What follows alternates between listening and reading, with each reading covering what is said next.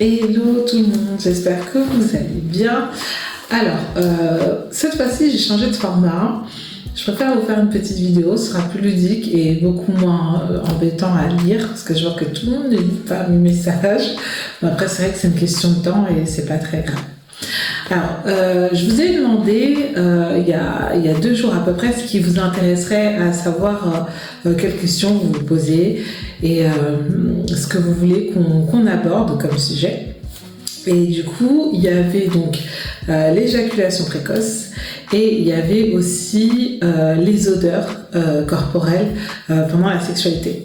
Donc je vais déjà commencer par les odeurs corporelles et puis peut-être que je vous ferai une autre vidéo pour l'éjaculation précoce ou peut-être que je vous ferai un petit truc, une présentation sympa pour que chacun puisse regarder quand il a le temps. Il faut savoir que quand on est dans une relation sexuelle, c'est normal qu'il y ait des fluides, qu'il y ait des odeurs. C'est du coup des sécrétions, c'est de la transpiration, c'est ce que sécrète le corps. J'avais une personne dans le groupe qui se demandait si la lingerie pouvait avoir un impact sur l'odeur corporelle, l'odeur au niveau de l'hygiène, enfin de la propreté intime.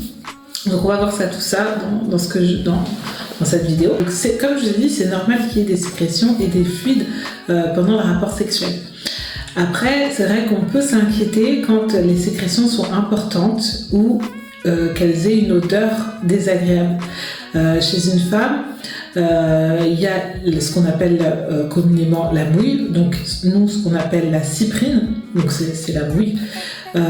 C'est donc de la sudation des parois vaginales. En gros, c'est le vagin qui transpire et c'est ce qui fait la lubrification naturelle. Donc la cyprine, ça sent la cyprine. Voilà, ça n'a pas une odeur de vanille, ça n'a pas une odeur de rose, ça a l'odeur de la cyprine. Là où il faut vraiment s'inquiéter, c'est quand il y a vraiment une forte odeur désagréable ou un aspect qui n'est pas forcément comme d'habitude. Alors ce qui peut provoquer ça, c'est multifactoriel, il y a plein de raisons. Comment est-ce qu'on pourrait éviter ça? Déjà, c'est l'alimentation. Essayer de privilégier les aliments riches en oméga 3, en oméga 6, comme la sardine, donc les poissons gras, comme le saumon, l'huile d'olive, l'huile de chanvre, il me semble. Il y a plein d'aliments et d'huiles qui favorisent donc le bon fonctionnement de la flore vaginale. Il y a aussi les sous-vêtements trop serrés. Ou les sous-vêtements, parce qu'on parlait, je crois que c'est Dao qui parlait de lingerie. La lingerie qui est en satin ou en soie, c'est pas forcément conseillé. Il faudrait plus prendre de la lingerie en coton, ça laisse respirer du coup la vulve de la femme. Vous avez aussi la lingerie en dentelle, voilà, en dentelle, c'est très joli. C'est très joli, mais ça peut irriter parfois la vulve de certaines femmes. Donc les sous-vêtements en coton, c'est nickel. Après aussi, ce qui est bien à savoir, c'est qu'il faut essayer d'éviter de prendre des produits, les produits hygiéniques tels que, je ne vais pas dire des marques, mais des produits avec des parfums. Comme je l'ai dit tout à l'heure, la cyprine, ça sent la cyprine. C'est pas censé sentir la vanille ou la rose ou voilà. Ça sent la cyprine, c'est quelque chose qui est normal. Après, moi, je déconseille vraiment de prendre des produits qui sont parfumés, mais où il y a marqué gel intime parfumé à la menthe, par exemple. Non. Ce qu'il faudrait prendre, c'est des savons à pH neutre, voilà, pour pouvoir faire votre toilette intime. Privilégier aussi les douches plutôt que les bains. Après, avant de prendre un bain, essayez de prendre d'abord une douche, c'est mieux. Aussi, quand vous allez à la selle, apprendre à se nettoyer. Parfois, j'étais surprise que certaines femmes soient surprises que je leur dise qu'il faut s'essuyer d'avant en arrière. Si on fait d'arrière vers l'avant, on peut emmener des selles du coup dans le vagin et ça peut avoir des infections et dérégler la flore vaginale. Aussi les sous-vêtements, c'est bien de les laver à 60 degrés. Si possible, à part des vêtements normaux, les sous-vêtements, si vous pouvez les laver en une seule machine et à plus de 60 degrés, si ça enlève vraiment toutes les bactéries et c'est pas mal. Il y a des femmes qui disent avoir énormément, quand elles sont excitées, de cyprine, donc de mouille qui est sécrétée.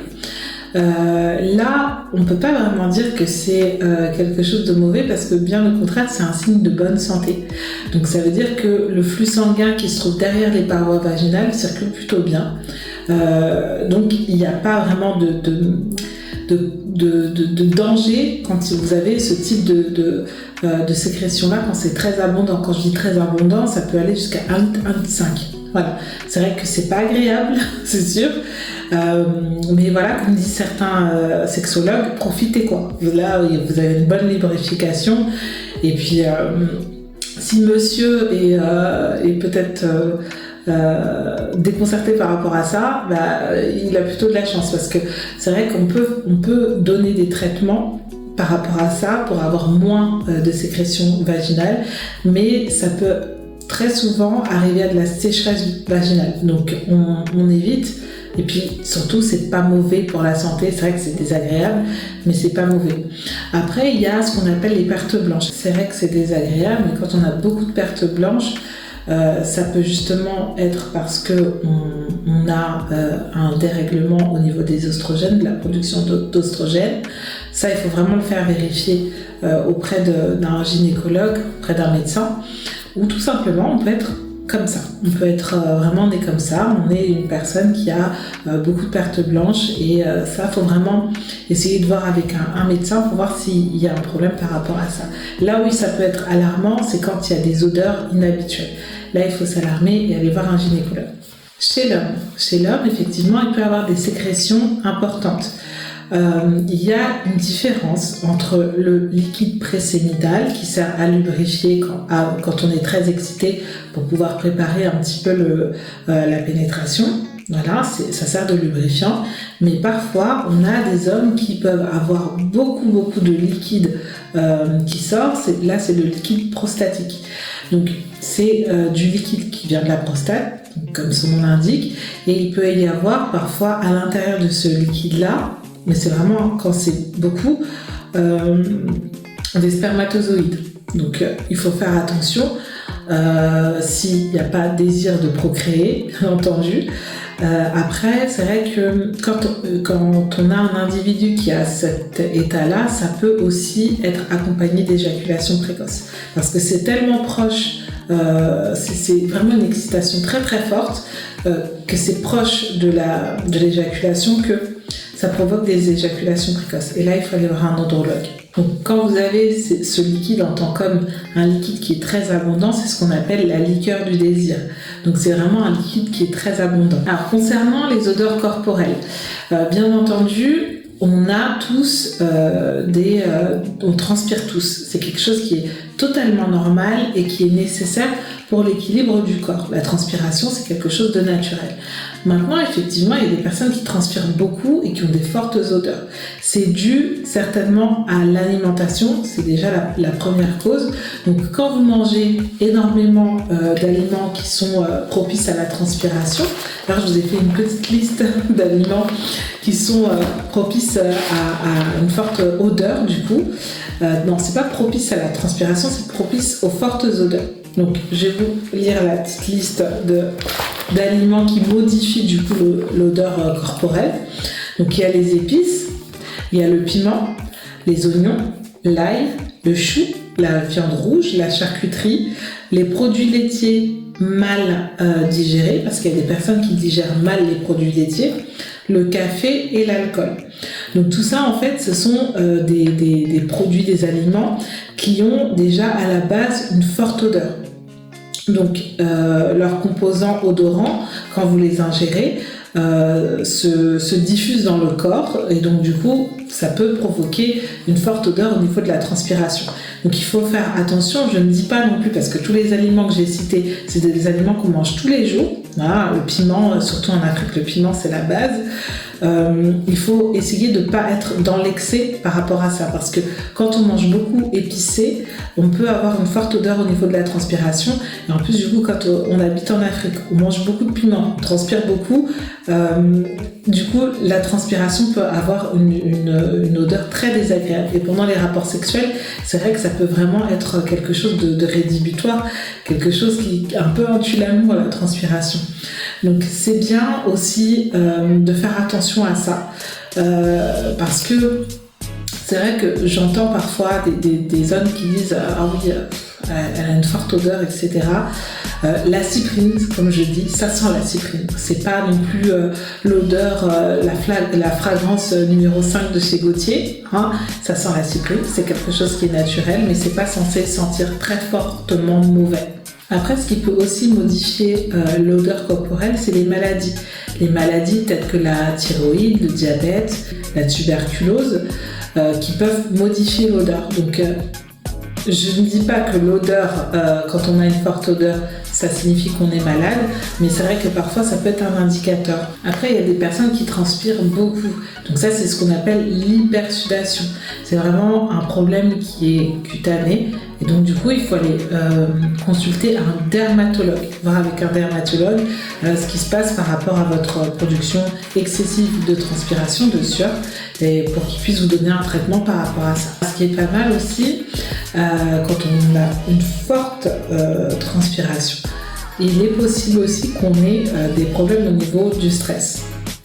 Il y a des personnes qui transpirent quand elles sont extrêmement stressées ou quand elles subissent une émotion très forte, elles peuvent transpirer beaucoup. Et il y a des personnes qui sont stressées de nature et c'est comme ça que le corps réagit. Ce qu'il faut faire pour avoir une transpiration qui sent moins mauvais, on va dire ça comme ça, déjà faire attention à son alimentation. Tous les aliments que je vous ai cités, il y en a d'autres également, et privilégier les vêtements en coton.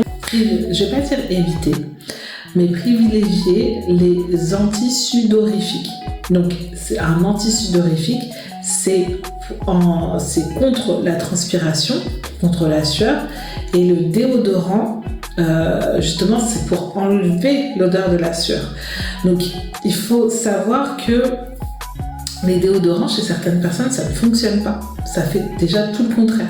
Le déodorant, c'est vraiment pour ne pas sentir mauvais. Ça ne retire pas la transpiration.